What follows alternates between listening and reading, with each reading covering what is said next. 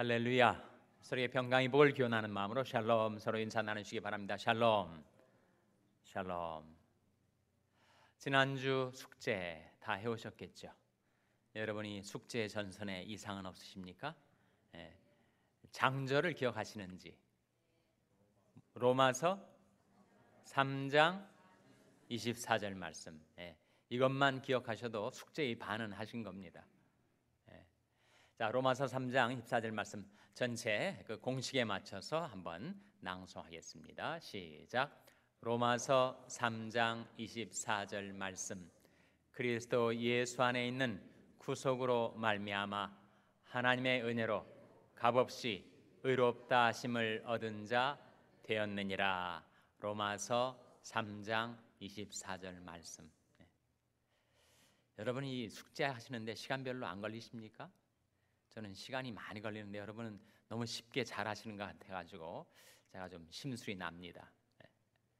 너무 숙제도 잘 기억하시고 또 숙제도 잘 해오시고 아주 암송을 잘 하셨습니다. 전체 한번 다시 낭송하겠습니다. 시작. 로마서 3장 24절 말씀. 그리스도 예수 안에 있는 구속으로 말미암아 하나님의 은혜로 값없이 의롭다 하심을 얻은 자 되었느니라. 로마서 3장 24절 말씀. 아멘. 아주 암송 잘 하셨습니다. 오늘은 몇 과죠? 12과 맞습니까? 12과. 여러분 가지신 교재 105페이지입니다. 12과의 제목이 뭐예요? 우리 안에 계시는 성령입니다. 그 서론에 보시면 이런 이야기가 나오죠. 우리가 하나님이신 성령을 모시고 산다는 사실은 간단히 말하고 넘어갈 문제가 아니다. 그렇죠? 정말 성령이 내 안에 계시다. 주님이 내 안에 계시다. 하나님이 내 안에 계시다라고 하는 것은 간단히 얘기하고 넘어갈 문제가 아니죠. 너무 엄청난 주제요, 또 엄청난 사건이라는 거죠. 그 무한광대하신 하나님이 나의 작디 작은 내 안에, 내 마음 안에 들어와 계시다니, 그래서 우리가 실감할 수 없을 정도의 엄청난 어떤 실제를 우리가 두고 이야기하는 것이 된다는 말이죠. 그런데 교회에 다니는 많은 사람이 아무 생각 없이 이 사실을 받아 넘기고 있는 것 같다. 왜 이렇게 얘기를 하고 있는지 그 다음 단락에 보시면 이해가 됩니다. 한번 생각해 보라. 귀신이 들려도 사람이 달라지는데 사탄보다 더 강하고 악령의 권세를 그 발로 짓밟으신 예수 그리스도의 영을 모신 사람이 아무 변화가 없을 수 있겠는가? 성령을 모시고 성령으로 사는 사람은 세상 사람들이 눈에 마치 흑백이 대조를 이루듯 다르게 보여야 정상이다. 그렇다고 괴팍하거나 별난 사람이어야 한다는 말은 아니다. 불신자들이 미칠 수 없는 수준의 인격과 삶을 가지고 살게 된다는 말이다. 그들이 생각하고 행동하는 것과 구별되는 무엇이 뚜렷이 있다는 말이다. 만일 그들과 다른 것이라고는 주일날 교회에 가는 것뿐이라고 한다면 그 사람은 중생을 받지 못한 자이며 그렇기 때문에 성령의 사람일 수 없다. 얼마나 많은 사람들이 이러한 모순을 안고 있는지. 성령을 모시고 산다는 것, 성령이 내 안에 와 계시다는 것, 그것은 사실 엄청난 어떤 영적인 실제를 우리가 오늘 대하고 있는 것입니다. 직접 하나님 말씀을 들어가도록 하겠어요. 1번 질문 보시기 바랍니다. 1번 질문 보시면 본문이 요한복음 몇 장 몇 절이라고요? 14장 16절 17절입니다. 이 본문을 두고 지금 1번부터 7번까지 질문들이 쭉 나오죠. 그래서 그 일곱 가지 질문들의 본문이 되고 있는 요한복음 14장 16절 17절을 다 한번 찾아보시기 바랍니다. 예습을 해오신 분들도 다시 한번 그 말씀을 펼쳐보세요. 요한복음 14장 16절 17절 말씀 찾으셨으면 한번 같이 읽겠습니다. 요한복음 14장 16절 17절 말씀입니다. 시작. 내가 아버지께 구하겠으니 그가 또 다른 보혜사를 너에게 주사 영원토록 너희와 함께 있게 하시리니 저는 진리 영이라. 세상은 능히 저를 받지 못하나니 이는 저를 보지도 못하고 알지도 못함이라. 그러나 너희는 저를 아나니 저는 너희와 함께 거하시며 또 너희 속에 계시겠음이라. 성령에 관한 아주 중요한 예수님의 말씀이죠. 이 말씀의 내용을 우리 함께 생각해 보시도록 하겠습니다. 성령을 가리켜 우리가 방금 읽은 말씀 속에 뭐라고 표현하죠? 또 보혜사라고 하죠. 보혜사란 말을 우리가 일상생활에서 잘 안 쓰기 때문에 조금 어감이 좀 낯설지 않습니까? 보혜사? 무슨 절 이름 같기도 하고 이게 도대체 보혜사가 무슨 말인가? 보혜사라고 할 때 이 보자는 무슨 보자라고요? 돌 보자입니다. 해자가 무슨 해자겠어요? 해자가 은혜할 때의 해자입니다. 사자가 무슨 사자겠습니까? 넉사자도 아니고 때는 보낼 사자도 아니고 무슨 사자예요? 스승사자입니다. 스승사자. 그래서 성령을 보혜사라고 할 때 물론 한자어입니다만 보혜사란 의미는 우리를 도우시고 우리에게 은혜를 베풀어 주시는 스승이시다 그런 뜻이죠.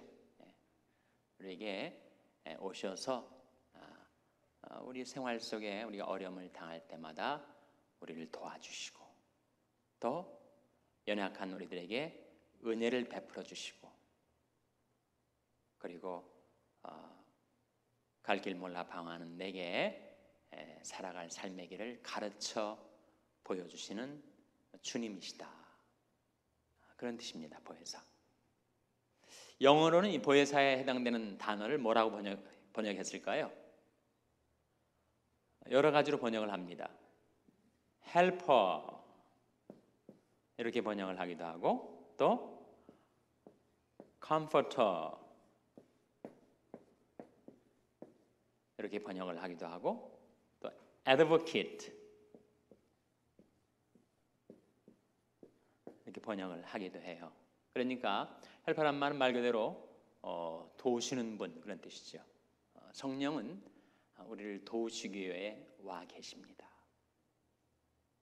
무슨 일을 만나든지 내 혼자의 힘만으로 헤쳐갈 수 없는 이 험한 세상을 살아갈 때 크고 작은 모든 일에 나를 돕기 위해서 와 계신 분 성령은 헬퍼십니다.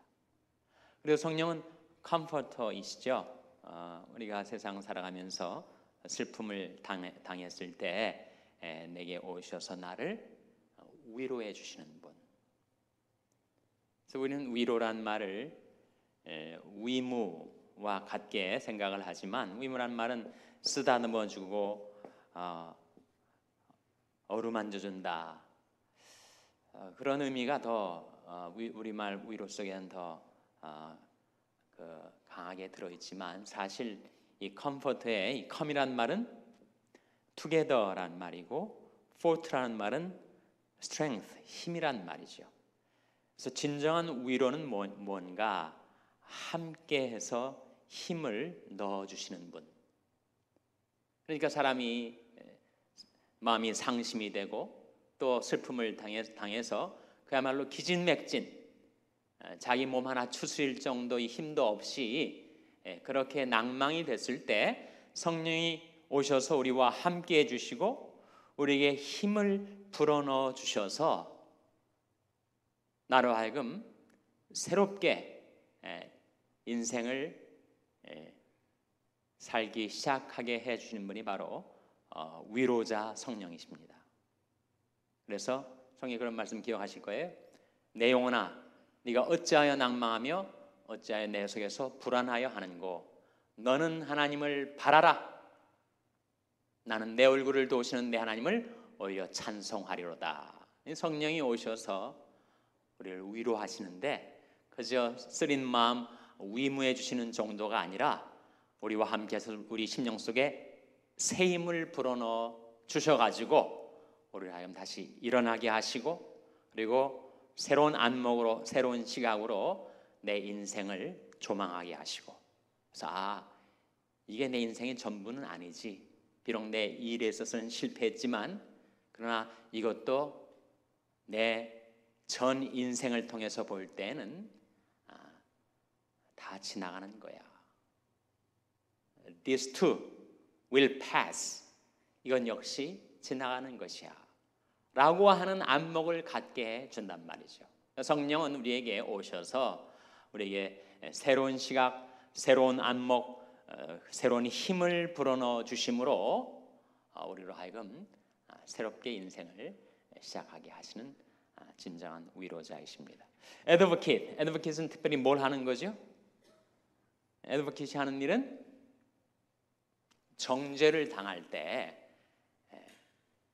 그건 아니라고 사실은 이런 정상을 참작할 만한 이러한 이유가 있었다고 그 사람을 변호해주고 두둔해주는 것이 애드보킷이 하는 일이죠.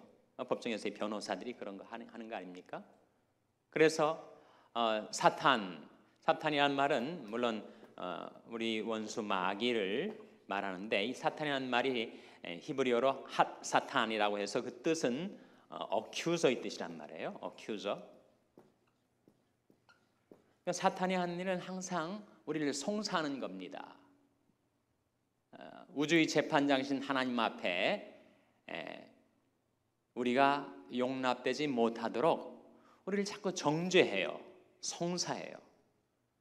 그래서 나는 정말 쓸모없는 놈이라고 나는 정말 배은망덕한 인생이라고 자꾸 내가 범한 실수와 실책에 대해서 정죄감을 집어넣어주고 죄책감을 가지고 나를 내려누르고 그리고 하나님 앞에 내가 아주 몹쓸 구제불능의 죄인인 것처럼 나를 어큐즈하는 것이 사탄의 역할입니다.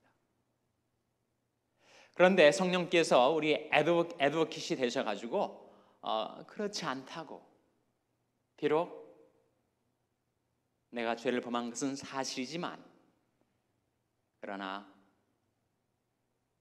하나님의 인자하심과 긍휼로 내가 용납될 수 있고 용서받을 수 있고 그리고 하나님께서 나를 은혜로 의롭다 해 주실 수 있는 분이시라는 것을 우리에게 상기시키면서 사탄이 정죄에 대해서 나를 변호해 주시고 방어해 주신다는 거예요. 그래서 이 보혜사라는 말이나 성령에 관한 영어의 성령에 대한 이러한 이름들이 이런 뜻을 갖게 되는 이유가 이 보혜사에 해당되는 단어가 사실은 파라클레토스라는 것입니다. 파라클레토스. 즉 신약 성경에 기록된 헬라어 원어에 보혜사라는 말이 파라클레토스라고 나와 있는데 이 파라라는 말이 beside 옆에 그런 뜻입니다. 옆에. 그리고 클레토스라는 말이 called 부르심을 받은 그런 뜻이에요. 그러니까 성령은 보혜사신데 보혜사라는 의미는 무엇이냐 하면 우리 옆에 계시도록 불리우심을 받은 자 그런 뜻입니다. 그러니까 하나님께서 우리에게 보혜사를 보내셔서 늘 우리 옆에 계시고 또 우리를 도와주시고 우리를 위로해 주시고 우리를 변호해 주시고 사탄이 무서운 정죄와 송사에 대해서 우리를 방어해 주시도록 불리우심을 받아 계신 분, 그런 뜻입니다.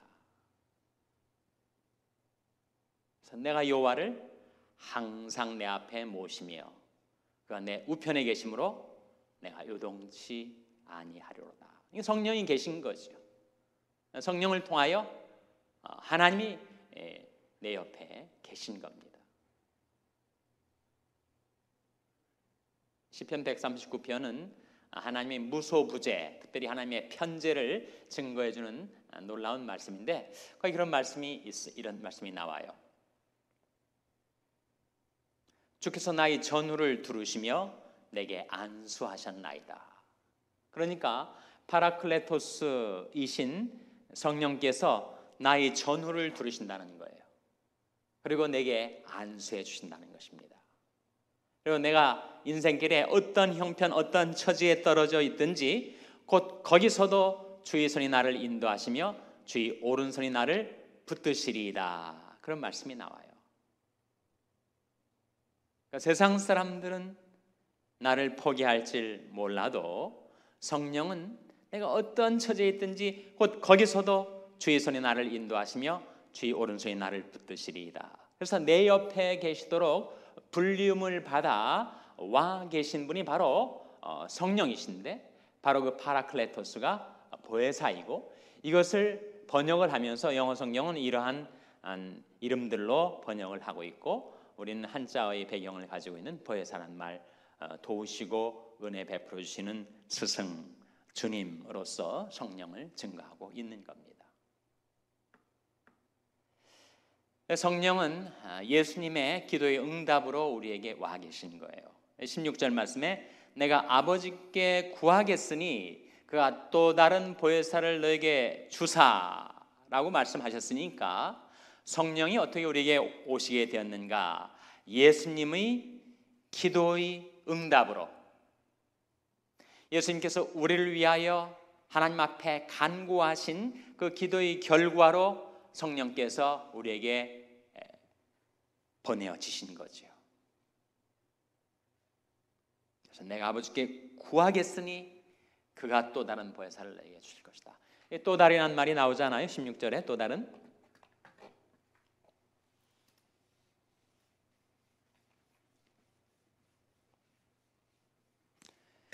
이 또 다른이란 말, 이것이 우리말도 어감이 그렇지 않습니까? 두 가지 의미가 있어요. 하나는 다르다 라는 뜻이 있는가 하면 또 하나는 그것 말고 같은 종류인데 그것 말고 다른 것, 그런 뜻이 있습니다. 영어로 표현을 하자면 different 라는 의미일 수도 있지만 another 라는 의미일 수도 있다는 거죠. 이해가 되시죠? 전달이 되십니까? 네. 여기 지금 사과가 있는데 사과 말고 또 다른 것, 오렌지를 말할 수도 있지만 광주리에 사과가 12개가 있는데 이 사과를 들고 나서 이 사과 말고 또 다른 것, 다른 사과 그럴 수도 있지 않아요? 네? 즉 또 다르다는 말이 different를 의미할 수도 있고 another를 의미할 수가 있어요. 헬라 원문에 이런 의미에서는 헤테로스를 쓰고 이런 의미에서는 알로스라는 단어를 쓰는데 그럼 어떻습니까? 이 내가 아버지께 구하겠으니 그가 또 다른 보혜사를 너에게 주사 했을 때 또 다른이 1번이 뜻일까요? 2번이 뜻일까요? 네? 2번 맞습니까? 2번이라고 답하신 분들은 지금 잘 따라오고 계시는 거예요. 지금 1번인지 2번인지 뭐 질문을 내가 모르겠다 그런 분들은 지금 뭔가 지금 문맥이 지금 중간에서 끊긴 겁니다.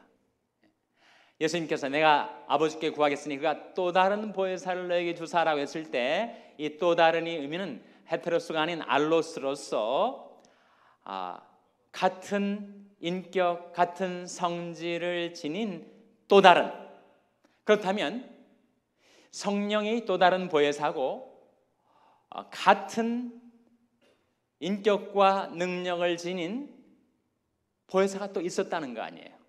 그렇지 않습니까? 그래서 그 보혜사 말고 또 다른 보혜사, 디퍼런트하진 않지만 그러나 인격과 능력은 같으나 구별되는 또 다른 보혜사로서의 성령을 말씀했다면, 지금 이 또 다른 보혜사 말고 있었던 하나의 보혜사가 또 있다는 거죠. 이해가 되십니까? 그럼 이 보혜사는 누구를 가리키는 거예요? 바로 예수님을 가리키는 겁니다. 예수님은 우리의 파라클레토스예요. 우리 옆에 계시도록 불리우심을 받은 분, 우리를 도우시고 우리에게 은혜를 베풀어 주시는 스승 주님, 우리의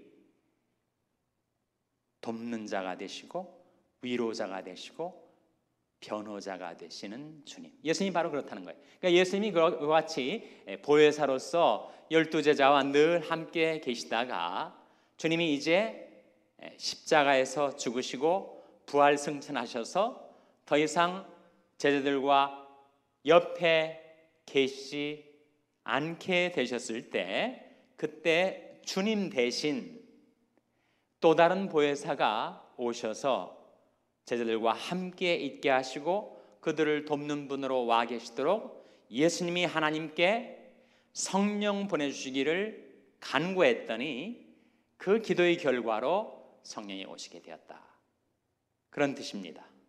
이해가 되십니까? 전달이 되시죠? 그래서 내가 아버지께 구하겠으니, 그러니까 또 다른 보혜사를 너에게 주사 얼마 동안 너희와 함께 있게 하시리니 그랬습니까? 영원토록. 이게 중요한 거죠.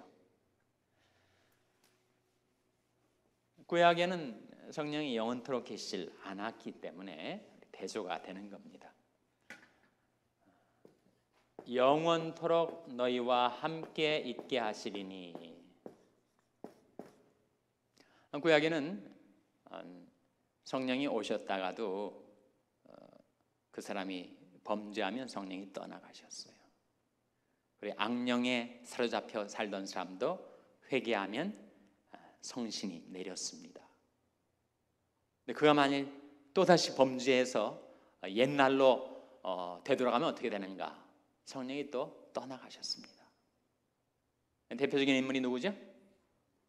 사울왕. 사울왕은 정말 성령과 아무런 상관이 없던 사람인데, 그가 하나님 앞에 자기를 낮추고 겸손하고 하나님의 뜻을 받들어 순종하며 살려고 할 때 성신이 그에게 임해요. 그러니까 예언도 하고 다른 선자들처럼 성령 받아서 그렇게 참신하게 시작했거든요.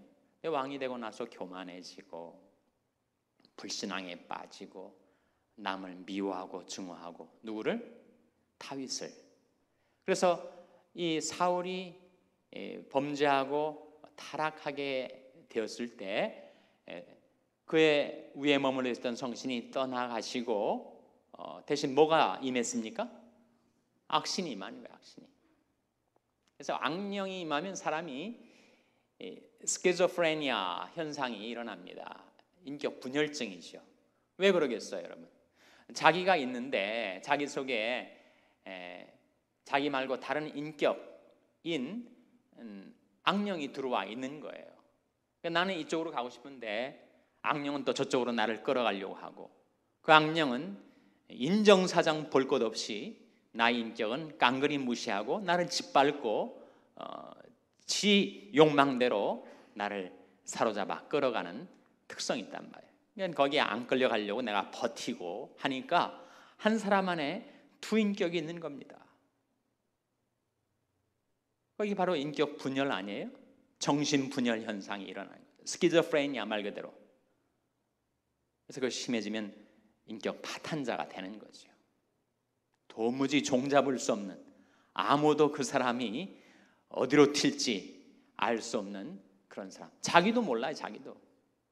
내가 지금은 이렇지만 앞으로 1분 후에 내가 어떻게 돌변할지 표변할지 나도 감이 안 잡히는 그런 사람. 그래서 사울이 범죄하였을 때 성신이 떠나고 악신이 임합니다. 악신이 많으니까 너무 그 정신이 괴로운 거예요.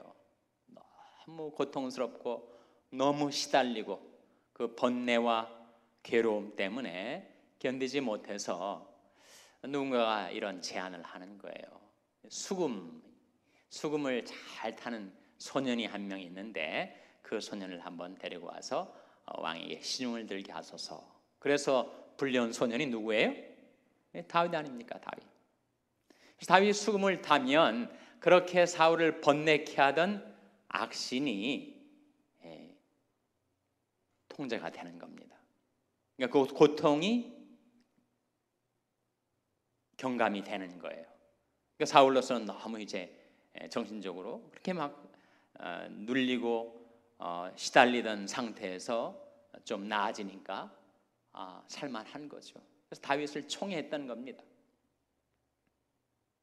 근데 사울이 하나님에서부터 멀어지면 멀어질수록 악령에게 더 세게 사로잡히게 되고 그래서 더 고통을 당하죠.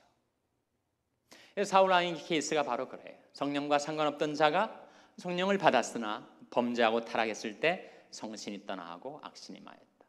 그러니까 성신이 한 사람에게 임한다고 그 사람과 영원히 함께하지 않으셨던 것입니다. 그것이 구약 시대의 성령의 운행 방식이었어요.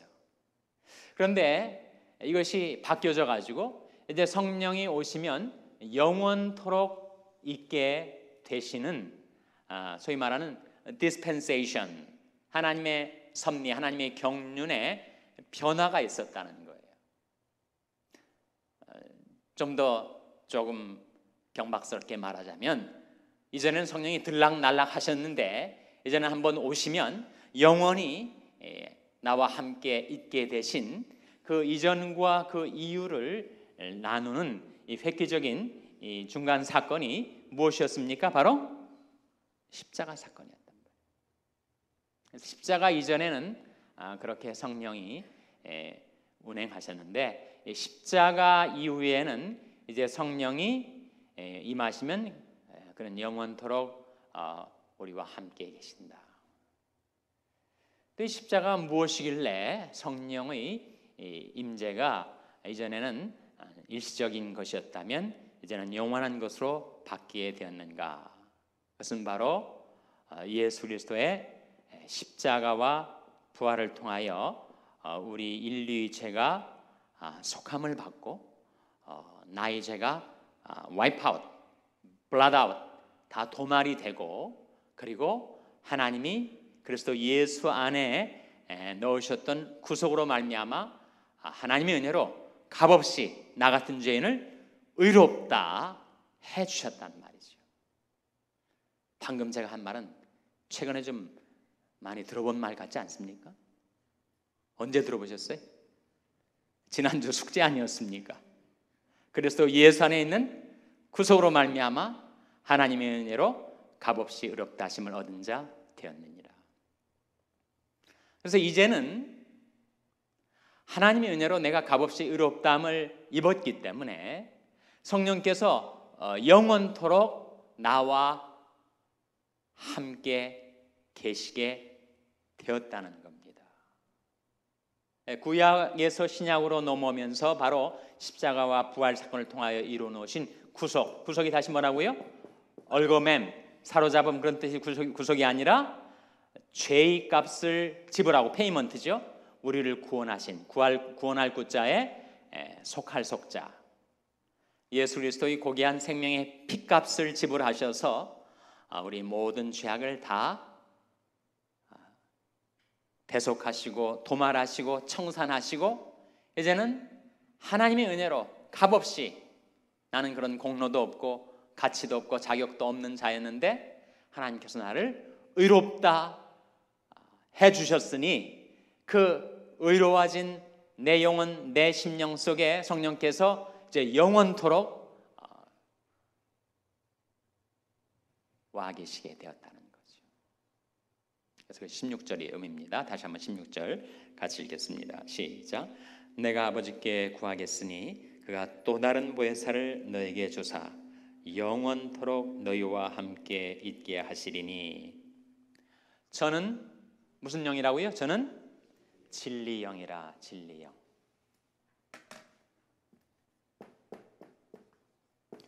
하나님을 가리켜서 진리 하나님이라고 합니다. 우리 주님을 가리켜서 진리라고 하죠. 어디에 나오죠? 여러분이 잘 아시는 요한복음 14장 6절에 예수께서 가라사대 내 곧 길이요 진리요 생명이니. 누가 진리라고요? 예수님이 진리. 그리고 성령이 진리 영이십니다.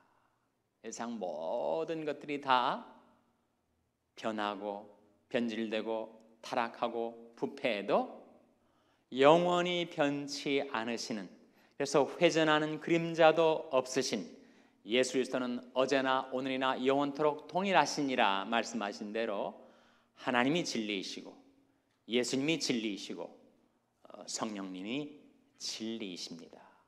그래서 이 진리 영을 세상은 받질 못해요. 그것은 세상이 성령을 보지도 못하고 알지도 못하기 때문입니다. 그러나 우리는 성령을 알아요. 그것은 성령이 우리와 함께 계시고 또 우리 어디에 계시게 될 거라고 했습니까? 너의 속에 계시겠습니다. 17절 말씀에 나오잖아요. 그래서 예수 그리스도의 십자가와 부활 사건 이후로 이전의 성령의 역사와 이후의 성령의 역사에 중요한 두 가지 차이가 있는데, 하나는 영원토록, 두 번째는 내주라는 겁니다. 내주. 내주 말 그대로 내주. 내 안에 들어오셔서 거주하신다. 그 이전에는 성령이 사람들 머리 위에 임해 있습니다. 구약시대 성령이 임할 때 그 사람 위에 임하지 그 사람 속에 들어가 계시질 않았어요. 그런데 이제는 예수 그리스도의 구원 사건 이후로 성령은 우리 안에 들어와 사십니다. 내 이 작은 마음, 내 이 작은 존재 안에 천지를 창조하신 하나님의 영이 들어와 계시다. 실감이 안 나는 거죠. 실감이 안 나기 때문에 별로 의식을 안 하고 살아가는 거죠. 의식을 안 하고 살아가기 때문에 정말 그것이 사실까 반신반의하는 거죠. 그러다가는 아마 그렇지 않을 거야 라고 불신하게 되는 거죠. 성경 분명하게 이제 예수 그리스도 때문에 성령은 영원토록 내주하시게 되었다. 17절 말씀 다시 한번 잘 보세요. 우리가 그냥 스쳐 지나가기가 쉽지만 17절에 이런 말씀이 나오죠. 저는 진리 영이라 세상은 능히 저를 받지 못하나니 이는 저를 보지도 못하고 알지도 못함이라. 그러나 너희는 저를 아나니 저는 너희와 함께 거하시며 또 너희 속에 계시겠습니다. 여기에 너희와 함께 거하시며는 현재 시제, 또 너희 속에 계시겠습니다는 미래 시제입니다. Abides with you and shall be in you. 우리말로는 시제가 뚜렷하게 식별이 안 되지만 영어 성경과 원문에 분명한 시제의 차이가 있어요. 그러니까 지금 예수님께서 이 말씀을 하실 때까지만 해도 성령은 그들과 함께 거하셨습니다. 그러면 성령이 그들 안에 내주하시게 될 것이 미래 시제로 표현됐을 때 이 미래 시제의 이 사건의 성취는 언제 이루어지는 거란 말이죠? 언제 이루어집니까? 바로 오순절날. 예수님이 십자가의 죽으심과 부활 사건 이후로 50일이 지났을 때 오순절날 성령이 강림하셨지 않습니까? 그때 강림하신 성령은 우리와 함께 내 밖에나 내 머리 위에 임해 계신 것이 아니라 내 속에 들어와 계시다는 거예요. 그래서 이제 그리스도의 구원 사건의 효력을 입어서 예수 그리스도의 십자가의 보혈로 죄 씻음 받고 하나님의 은혜로 의롭다 하심을 얻은 그리스도인들 안에는 성령이 들어와 계십니다. 어떤 사람이 자기 속을 자꾸 들여다보면서 아무래도 내 속에는 안 와 계신 것 같아 라고 한다면 그건 정말 심각한 문제예요. 만일 그렇게 생각하는 그의 생각이 맞다면 그는 아직 그리스도의 사람이 아닙니다. 로마서 8장 9절이 그것을 보여주고 있죠. 로마서 8장 9절 한번 찾아보시기 바랍니다. 로마서 8장 9절 말씀.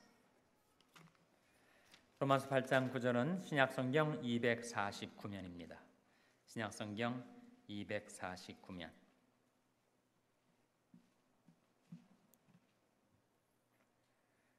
로마서 8장 9절 말씀. 찾으셨어요? 한번 같이 읽겠습니다. 시작. 만일 너희 속에 하나님의 영이 거하시면 너희가 육신에 있지 아니하고 영에 있나니 누구든지 그리스도의 영이 없으면 그리스도의 사람이 아니라. 만일 너희 속에 하나님의 영이 거하시면 성령이 내 주를 말하죠. 근데 만일 누가 아무래도 내 안에는 성령이 내 주에 계신 것 같질 않아 라고 말한다면, 또 그가 말하는 것이 착각이 아니라 사실이라면 그는 그리스도의 사람이 아니라는 거예요. 이 말씀이 의미하는 바는 무엇입니까? 이제 십자가 부활 사건 이래로 BC와 AD 중에서 AD 속에 살고 있는 우리들 아니에요? AD 속에 살고 있는 모든 그리스도인들 안에는 성령이 내 주에 계시다라고 하는 말씀이죠. 이 말씀의 의미가. 나는 그리스도의 사람인데, 즉 나는 그리스도를 믿었는데 내 안에는 성령이 안 계신 것 같아 라고 하는 말은 모순이라는 거죠. 누가 그리스도의 사람인가? 성령을 모신 자, 성령이 그 안에 내 주에 계신 자만이 진정한 크리스찬이다 라고 하는 뜻입니다. 그래서 우리 항상 기초가 중요하니까 기초가 잘 놓여 있어야 거기에 견고한 건축물도 세울 수 있고, 또 기초가 확실해야 다양한 응용력도 생기니까. 우리를 가리켜서 그리스도인이라고 하지 않습니까? 그리스도인. 우리를 가리켜서 크리스천이라고 한단 말이죠. 크리스천이란 말이 성경에 나오는 말일까요? 아니면 성경 이후 교회사 속에서 생겨난 말일까요? 전자입니까? 후자입니까? 에? 전자죠, 전자. 성경에 믿는 자들을 가리켜서, 예수를 믿는 자를 가리켜서 그리스도인이라고 하는 것이 3번 나옵니다. 사도행전 11장, 사도행전 26장, 베드로전서 4장에 나와요.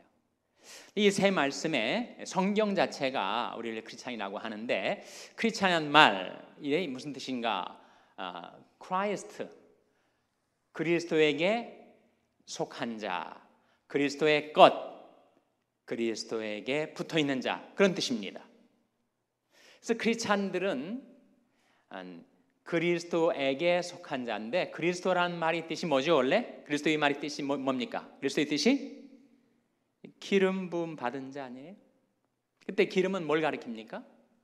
성령을 가리키잖아요.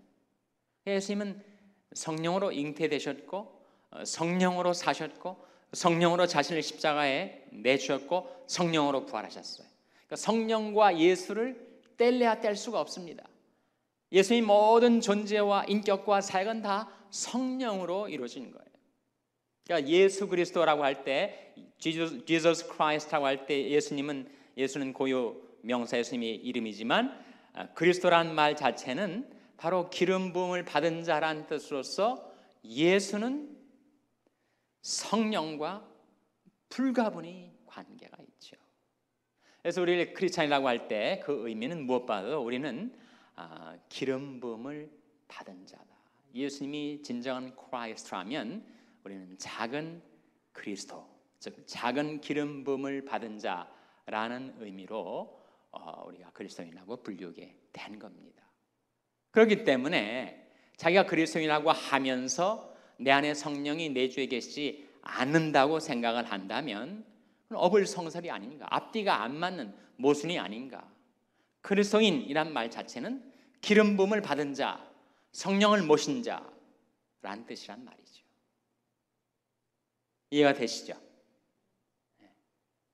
너무 초보적인 얘기를 해가지고 오늘 성경 공부 잘못 온 것 같다, 그렇게 생각하시는 분들이 혹시 계실지 모르겠습니다.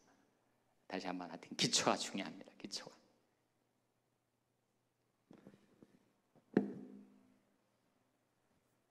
그래서 예수님이 성령에 관하여 말씀하신 이 요한복음 14장 16절 17절은 매우 중요한 말씀이에요.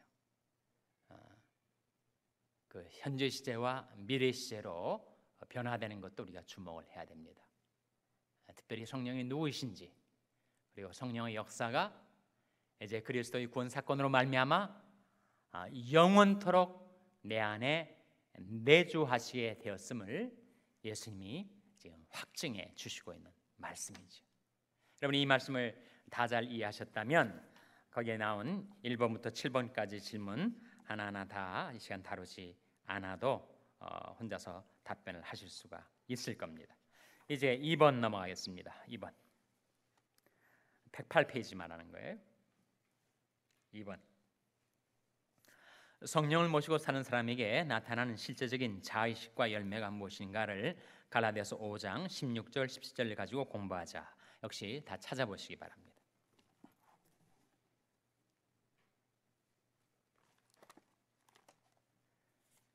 갈라디아서 5장 16절 17절 몇 페이지죠? 307페이지. 예. 갈라디아서 5장 16절 17절 말씀 찾으셨으면 한번 같이 읽겠습니다. 시작. 내가 이르노니 너희는 성령을 쫓아 행하라. 그리하면 육체의 욕심을 이루지 아니하리라. 육체의 소욕은 성령을 거스리고 성령의 소욕은 육체를 거스리나니 이 둘이 서로 대적하므로 너희 원하는 것을 하지 못하게 하려 함이니라. 나라는 작은 존재 안에 두 소욕이 상존한다는 거죠.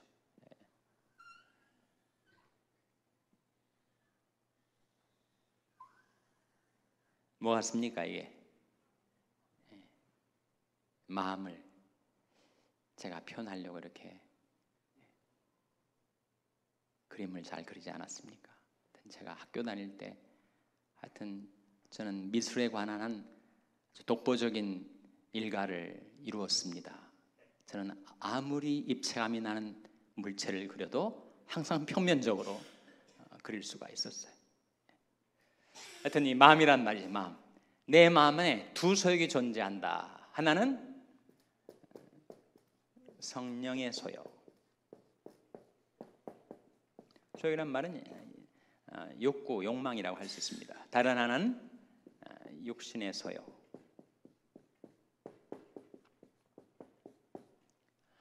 원래는 온통 육신의 소욕만 있었습니다. 그런데 내가 예수 믿고 성령께서 내 안에 들어오셨을 때 성령의 소욕이 생겨난 거예요. 근데 이 두 소욕이 정반대로 움직여요. 그러니까 내 안에 갈등이 생기는 거죠. 성령의 소욕을 따라 살 수도 있고 육신의 소욕을 따라 살 수도 있는데, 내가 그리스도인이지만 내 안에 어떻게 이런 두 가지 소욕이 있단 말인가?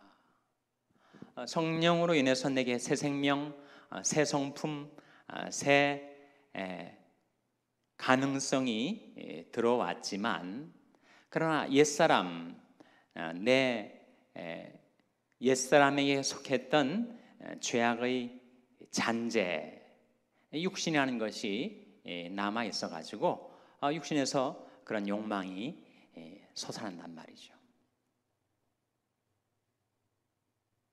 그래서 이전에 육신 소욕만 있을 때는 별로 내부적인 갈등이 없었습니다.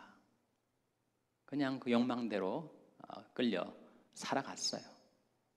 그리고 세상 낙도 즐기고 마음도 좀 편했던 것 같아요. 그런데 성령의 소욕이 들어오면서 내 안에 내면의 갈등이 생겨나게 되는 거예요. 그래서 그런 경험을 하신 분들이 계실 거예요. 내가 처음 예수 믿을 때는 굉장히 기뻤는데 신앙생활 하다 보니까 예수 믿는 삶이 너무 고달프다, 힘들다. 차라리 세상 친구들처럼 편하게 살지도 못하고 왜 내 안에는 이런 갈등과 번뇌가 생기는 것일까? 새로운 disposition이라고 하는 새로운 성향, 새로운 소욕이 내 안에 들어오자 옛사람에 속한 그 소욕과의 갈등과 싸움이 일어나기 때문이란 말이죠. 그래서 어떤 때는 성령의 소욕을 따라 살기도 하지만 또 어떤 때는 육신의 소욕을 따라 살기도 한단 말이죠.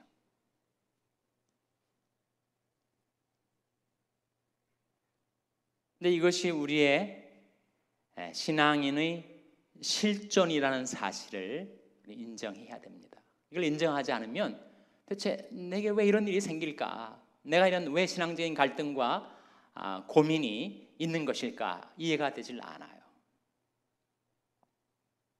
이것이 우리 영적인 실존이라는 사실을 인정하고 문제는 과연 내 마음을 누가 장악하는가, 누가 사로잡는가에 달려 있습니다.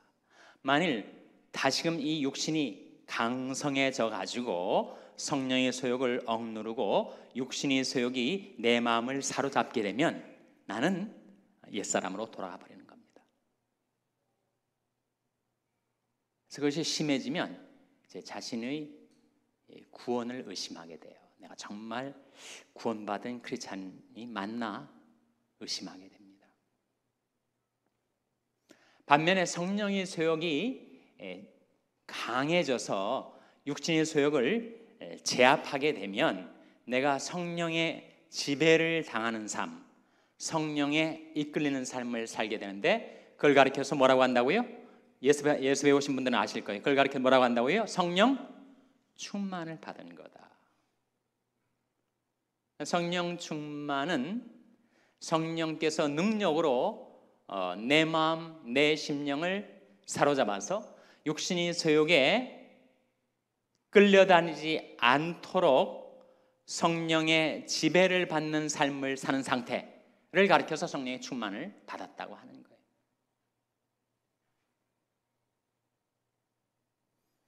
어떻게 하면 성령의 소욕이 육신의 속력보다 강해서 육신의 소욕을 제압하고 그리고 내 마음을 사로잡아 성령의 인도를 따라 살 수 있게 할 수가 있는가? 그것은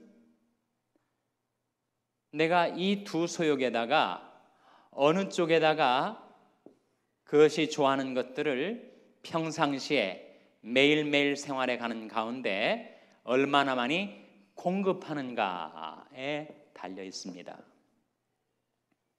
성령이 좋아하시는 것, 하나님 말씀, 기도, 찬송, 사랑, 봉사, 순종, 그와 같은 것을 내 자신에다가 공급을 하면 성령의 소욕이 강해져서 육신의 소욕을 제압할 수 있지만 반면에 육신이 좋아하는 것들, 방탕과 술 취함, 음란과 호색함, 쟁투와 시기함, 이런 것들을 내가 매일매일 생활 속에서 계속해서 내 마음속에다 공급을 해 주다 보면 이게 너무 강해져 가지고 성령의 소욕이 억눌린다는 거예요. 그래서 내 마음 안에 어느 힘이, 어느 세력이 더 강한가에 의해서 내 마음은 끌려다니게 됐다는 겁니다. 이 두 소욕이 있기 때문에 내 내면에서 갈등이 계속 일어나고 있는 것, 갈등이 전혀 없는 것이 만일 육신의 소욕이 지금 내 안에서 꿈틀거리고 있는데 내 안에 아무런 내부적인 갈등이 없다면 그것이 좋은 것인가? 그것은 심각한 병 증상이라는 거예요. 너무 내가 성령의 소욕이 좋아하는 것을 공급해 주지 못하는 평상시의 삶을 살았든지, 아니면 애시당초 이것이 없는 것이었고 이것만 있는데 이것이 있는 것으로 내가 착각했기 때문이었을지 모른다는 거예요. 그 사람이 그리스도의 사람이 아니란 말이죠. 크리스찬이 아닌데 크리스찬인 것처럼 생각을 했었을지도 모른다는 것이죠. 그렇기 때문에 내 내면에 갈등이 있다는 것은 그것은 긍정적인 것입니다. 성령의 소욕이 나를 사로잡아 죄악의 구렁텅이에 끌고 가지 못하도록 계속 성령의 소욕이 견제를 하고 통제를 하고, 육신의 소욕이 나를 사로잡아 끌고 가자 할 때 그것을 가로막고 하는 갈등과 충돌이 내 내면에서 일어나고 있다는 것은 내가 비록 성령 충만에 이르진 못하였지만 내 안에 성령이 생명, 성령이 성품, 성령의 가능성이 내 안에 들어와 있음에 대한 반증이 된다는 거예요. 17절 말씀 그런 말씀 아니에요? 17절 보시면 육체의 소욕은 성령을 거스리고 성령의 소욕은 육체를 거스리나니 이 둘이 서로 대적하므로 너희 원하는 것을 하지 못하게 하려 함이니라. 그래서 갈등 자체는 오히려 그것이 내가 그리스도인이라는 반증이 된다는 것입니다. 그러나 반증에만 머무르고 거기에 만족할 수 없는 이유는 이 갈등이 너무 커서 내 마음속에 차라리 내가 예수를 믿지 않았으면 더 좋았을 뻔했다, 그런 후회가 생길 수 있다는 거예요. 믿지 않는 세상 친구들 너무 편안하게 세상 낙도 즐기고 쾌락도 누리고 그렇게 나름대로 만족하는 삶을 사는 걸 바라보면 나 괜히 예수 믿은 거 아니야? 그런 생각이 들 수가 있는데, 그러나 사실은 내게 그런 갈등이 있다는 것은 최소한도 내가 그리스도인이 되었다라는 증거라는 것입니다. 그러나 그 갈등 상태에 내가 머무르며 거기에 만족할 수 없는 이유, 결코 만족할 수가 없죠. 이제는 육신의 소욕을 완전히 제압하고 성령의 소욕에 나를 주관하고 성령께서 나를 지배하는 성령 충만의 상태로 나아가야지 언제까지나 이 두 사이에서 내가 머뭇머뭇하면서 갈등하고 있을 수가 있는가 하는 거죠. 그러려면 어떻게 해야 되는가? 내 안에서 육신의 소욕이 일어날 때마다, 그것이 무력이든 유욕이든 명욕이든 어떤 욕망이든 간에 그 욕망이 일어날 때마다 그래서는 안 된다, 다스리고 호통치고 율법으로 제압하고 억누르고 해서 육신의 소욕이 내려앉는가 가라앉는가? 그렇지 않다는 거예요. 이것은 우리가 죽는 날까지 내 안에서 꿈틀대면서 끝까지 나를 포기치 않고 내 발목을 사로잡을 겁니다. 그리고 이것을 직접 통제하려는 인간의 모든 결심, 의지력, 수행, 고행은 다 무의로 돌아가고 말 거예요. 그럼 어떻게 해야 된다는 말인가? 바로 16절에 나온 말씀이죠. 16절 한번 같이 읽겠습니다. 16절 말씀 시작. 내가 이르노니 너희는 성령을 조차 행하라. 그러면 육체의 욕심을 이루지 아니하리라. 육체의 욕심을 이루지 않는 길이 뭐라는 거예요? 너희는 성령을 조차 행하라. 그래서 더 이상 육신의 소욕과 맞상대하여 그것과 싸우지 말고 성령의 인도를 따라 과감하게 자신을 들여 순복하는 삶을 살아간다면, 그런 너는 하나님께 순복할지어다 마귀를 대적하라 하면 너를 피하리라 하신 말씀대로 성령께 끊임없이 자신을 드릴 때 성령께서 육신의 소욕은 처리해 주실 것이고 나는 성령의 능력 가운데 행하며 살 수가 있다. 내 의지와 내 결단과 내 열심으로 육신의 소욕을 억누르고 통제하려고 하는 그 노력은 율법 행위에 속하는 것이고, 내가 성령 충만함을 받아서 살 수 있는 길은 크고 작은 모든 일에 성령의 인도를 따라 성령께 순복하며 살 때 나도 모르는 사이에 육신의 소욕은 제압을 당하고 만다는 거죠. 그런 내용이 2번 질문에 1번부터 6번까지 나와 있습니다. 그리고 3번은 성령의 열매에 관한 말씀이기 때문에 그 말씀은 이 시간 찾아보지 않고 여러분이 각자가 들어와 보시기 바랍니다. 113페이지 보세요. 윌리엄 템플의 글이 아주 의미심장합니다. 두 단락인데 첫 번째 단락은 각자 읽어보시고 두 번째 단락. 그러나 셰익스피어의 재능이 내게 들어와 내 안에 거한다면 나도 그런 희곡을 쓸 수 있을 것이다. 또한 예수님이 영이 내게 들어와 내 안에 거하신다면 그때는 나도 그런 삶을, 누구의 삶? 예수님이 살아가셨던 그런 삶을 살 수 있을 것이다. 바로 그것을 위해서 성령이 내 안에 내주에 계시다. 그런 말씀입니다. 잘 이해가 되십니까? 예, 잘 이해가 되시면 다음 주 암송구절, 다음 주 숙제죠. 다음 주 숙제는 갈라디아서 5장 16절입니다. 갈라디아서 5장 16절.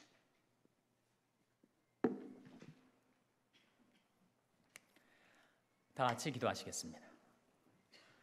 아버지 하나님,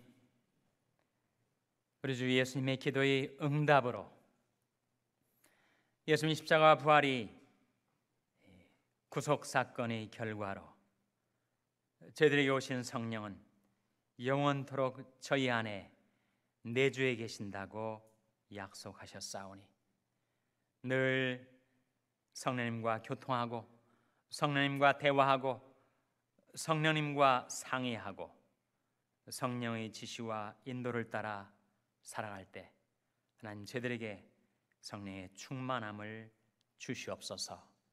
이 모든 말씀을 예수님의 이름으로 기도하옵나이다. 아멘.